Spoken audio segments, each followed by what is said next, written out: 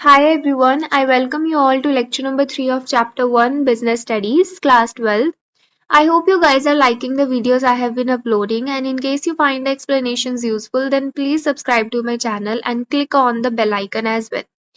So इस video में हम जो टॉपिक्स डिस्कस करेंगे those are what do we mean when we say that management is an art or science or profession, and what are the levels of management. So let's begin with management as art.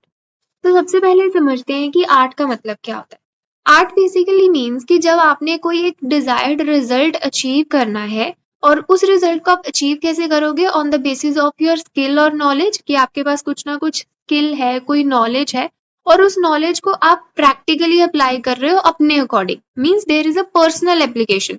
कोई strict rule नहीं है कि आपको इस knowledge को ऐसे ही apply करना है, आप अपने अकॉर्डिंगली अप्लाई करोगे जैसा आपको correct लगेगा.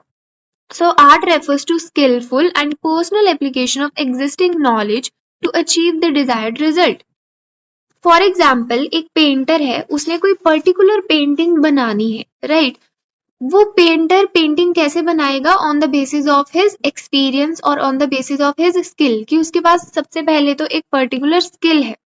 अब उस स्किल को वो अपने अकॉर्डिंगली अप्लाई करेगा। दैट इज वाई हर एक पेंटर की जो पेंटिंग होती है वो डिफरेंट होती है, सेम नहीं होती, क्योंकि वो अपनी क्रिएटिविटी को अपने हिसाब से यूज करते हैं। So there is an personal application of the existing knowledge, right? And it can be acquired through study, observation and experience. कि आर्ट को हम स्टडी से भी एक्वायर कर सकते हैं, ऑब्जर्वेशन दूसरे लोगों को देख के भी हम उस चीज को सीख सकते हैं, एंड विद एक्सपीरियंस आपकी जो आर्ट है वो इम्प्रूव होती रहती है। So, what are the main features? That there is an existence of theoretical knowledge, कि जरूरी नहीं है कि आर्ट में सिर्फ प्रैक्टिकल एप्लीकेशन है। ऑब्वियसली पहले कुछ ना कुछ थियोरेटिकल नॉलेज होगी, आपको सिखाया जाएगा, उसके बाद ही उस चीज को हम प्रैक्टिकली अप्लाई करेंगे।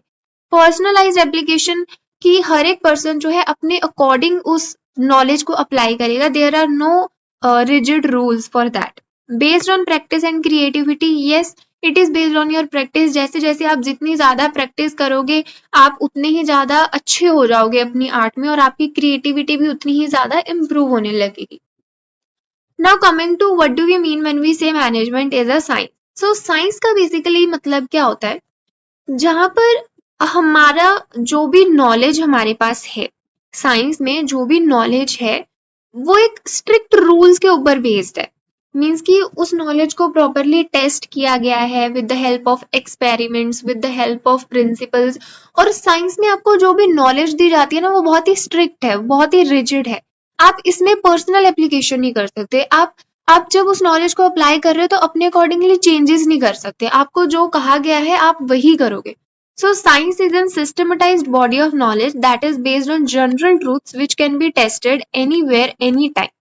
कि साइंस जो है एक सिस्टम से बनाई जाती है और एक सिस्टमेटाइज्ड बॉडी ऑफ नॉलेज है जो कि जनरल ट्रूथ्स के ऊपर बेस्ड होती है। और वो ट्रूथ कैसे होते हैं? वो टेस्टेड होते हैं, राइट? हम कुछ एक्सपेरिमेंट्स कंडक्ट करते हैं, जैसे हमारी केमिकल रिएक्शंस होती हैं तो हम उनको पब्लिश करने से पहले उन्हें टेस्ट किया जाता है, एक्सपेरिमेंट्स किए जाते हैं। आफ्टर दैट जो एंड रिजल्ट्स आते हैं, राइट, उन एंड रिजल्ट्स को हम जो है यूनिवर्सली अप्लाई करते हैं कि यस यही चीज जो है अप्लाई होगी, इसमें कुछ भी चेंजेस नहीं हो सकते।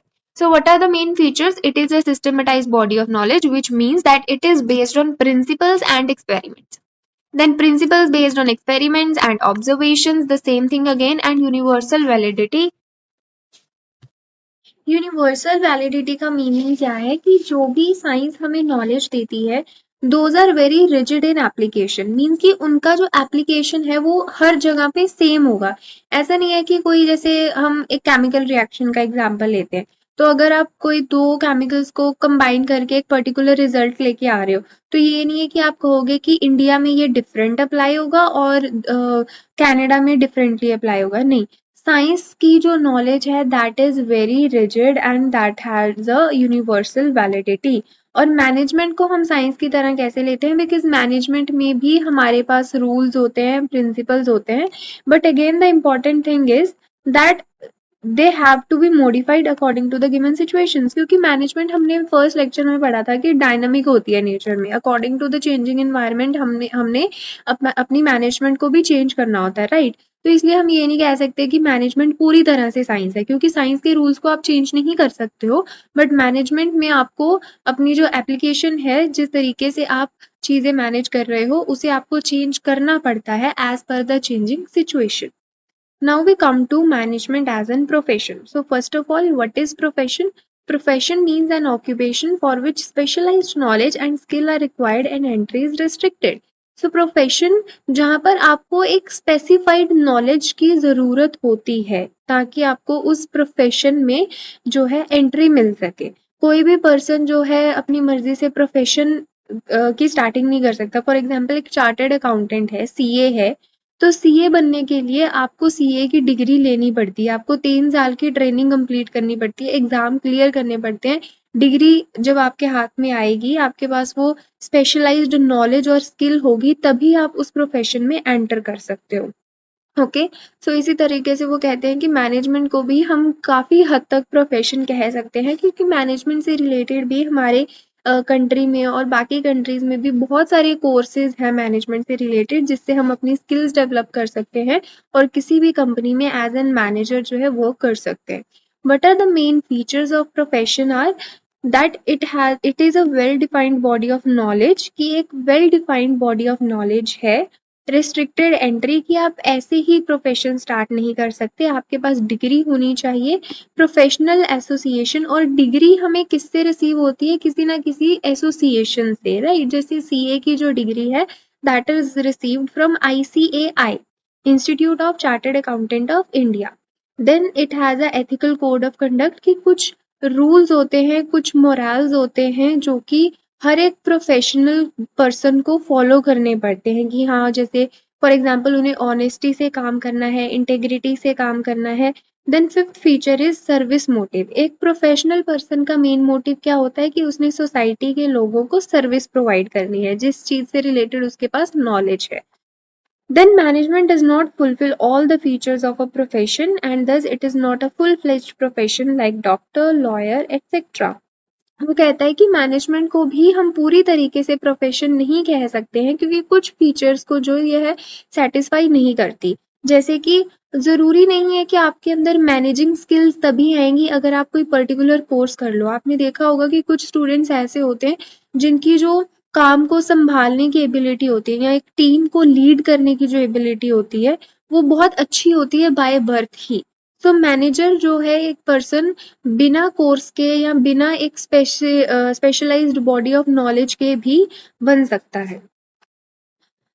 Now we come to the second topic, that is about what are the levels of management. So basically we have 3 main levels of management: top level, middle level and lower level. जब हम कहते हैं कि management के levels, तो level word से हमारा मतलब क्या है? कि एक ऑर्गेनाइजेशन में जो डिफरेंट मैनेजर्स काम कर रहे हैं, जब हम उन मैनेजर्स को डिफरेंशिएट कर देते हैं, मतलब अलग अलग ग्रुप में बांट देते हैं on the basis of their responsibility, authority and their status, कि किस पर्सन की कितनी जिम्मेवारी है, किस पर्सन के पास कितना पावर है काम करने का, और उसका स्टेटस क्या है ऑर्गेनाइजेशन पे. इस 3 क्राइटेरिया के बेसिस पे हम सभी मैनेजर्स को अलग अलग ग्रुप पे डिवाइड कर देते हैं, और हर एक ग्रुप को क्या बोलेंगे? Level. Let's talk about top level first. Top level में बेसिकली कौन से लोग आते हैं? Chairperson, chief executive officer, chief operating officer. Basically जो टॉप लेवल के लोग होते हैं they are responsible for the policies and procedure, कि वो ऑर्गेनाइजेशन की पॉलिसीज बिल्ड करते हैं, प्रोसीजर्स बिल्ड करते हैं एंड रूल्स बिल्ड करते हैं, एंड हमारी ऑर्गेनाइजेशन के गोल्स क्या होंगे जो उन्हें अचीव करने हैं. टॉप लेवल ये चीजें डिसाइड करता है. ठीक है. Then we come to the middle level. Middle level basically इसमें कौन से मैनेजर्स आते हैं? जैसे डिपार्टमेंटल हेड्स हो गए, प्लांट सुपरिटेंडेंट हो गया, ऑपरेशन मैनेजर हो गया.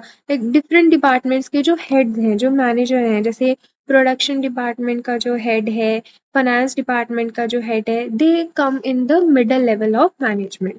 तो इनका बेसिकली मेन काम क्या होता है? कि जो टॉप लेवल ने गोल्स जो है डिटरमाइन करे हैं, जो पॉलिसीज बनाई हैं, मिडल लेवल ने उन पॉलिसीज को अंडरस्टैंड करना है, इंटरप्रेट करना है. ठीक है, इन्होंने उसे अंडरस्टैंड करना है. अंडरस्टैंड करके इन्होंने उस चीज को आगे किसे समझाना है, लोअर लेवल के लोगों को।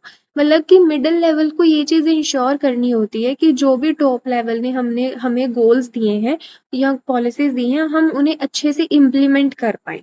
ठीक है, then you come to the third level of management, that is lower level and supervisory level also. इस लेवल पे बेसिकली कौन से लोग आ जाते हैं, जैसे foreman and supervisor, foreman and supervisor.